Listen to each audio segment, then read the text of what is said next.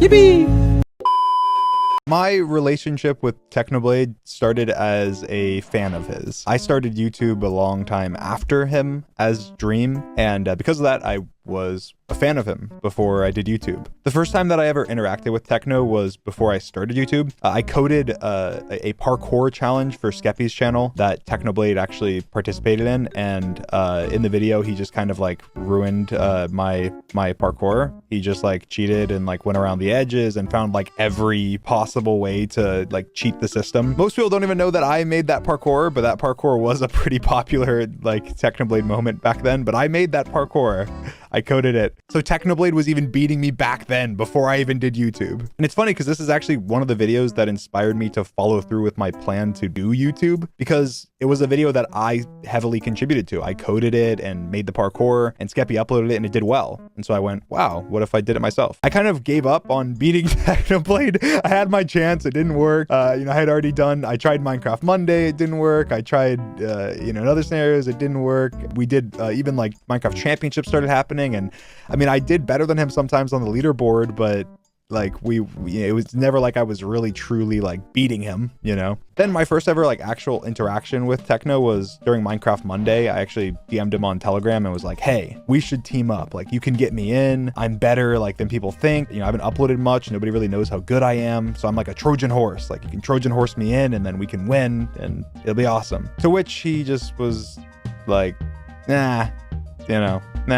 I was like, all right, okay, all right. But then I got in anyway. I was convinced I was going to beat TECHNOBLADE. I was going to show him up. I was going to be the best Minecraft player in the event. And it didn't happen. Techno won the event and I did not do very well. And that kind of started the TECHNOBLADE Dream rivalry. It was just in my head at the time. It was not something that like TECHNOBLADE thought of. It was something that I thought of. I was like, yes, Dream versus TECHNOBLADE. I will beat him one day. It will happen. Next up, we'll be hearing from George Not Found. George, I want to thank you for appearing in the Festival of Voices 2 years ago, helping us raise money for the One of Us Foundation and good causes that they're pursuing. You took time out of your day to do that, and I really appreciate that. You didn't get anything out of it. In fact, you came under a lot of fire, unnecessarily so, I felt, for running a soundboard during the pregame lobby chatter. Like, you had a buzzer or two. It was kind of just a fun thing, and a lot of people spun it as you were interrupting me during my speech, which you were not. The flack got kind of extreme, which I've always sort of regretted.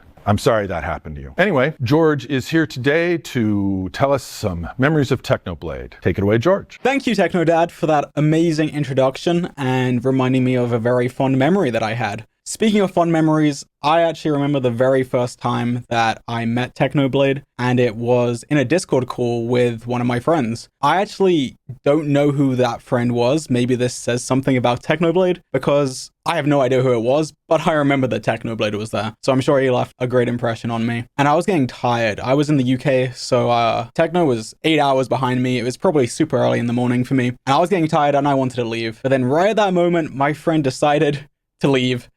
And I was like, oh my God, now I can't leave because I don't want Techno thinking I hate him. I can't leave right now, even though I was just so tired and I wanted to go. But anyway, I stayed, and Techno decided that we should play some Skywars duos. Now, I've never really played it and I suck. So I was a little worried going into it. I was like, oh, I'm going to embarrass myself in front of him. I'm going to suck. And that is exactly what happened. We proceeded to play a few games and I died pretty much within the first 10 seconds every single time. And I'm sorry, George, to interrupt, but the sellout bell timer went off. I had to ring the bell. Everybody subscribe to TECHNOBLADE. Woo! Okay, I think you're... TECHNOBLADE, yeah, woo! Okay, I think he's pushing it a little bit, but as I was saying, he carried me through all these Skywars games. Every time I would die within the first 20 seconds and think, how is he going to do this? There's no way he's going to win. And then every time he would do something crazy and just manage to clutch it with the craziest situations, and I would just be like, how is he doing it? It was like actually comical. I didn't even know how it was possible. But eventually I decided it was too awkward to keep making him play solos in duos, and we ended up just playing the parkour in the lobby. And even there, he would show me all the different shortcuts and how to improve our time, and we were just basically trying to get the best time possible. We wanted to beat the record, and we grinded that for a few hours whilst just talking about life, YouTube, everything really. I don't remember the exact details of the conversation, but I remember it was super chill, fun talking to him. whilst trying to grind away at our parkour and just beat the world record.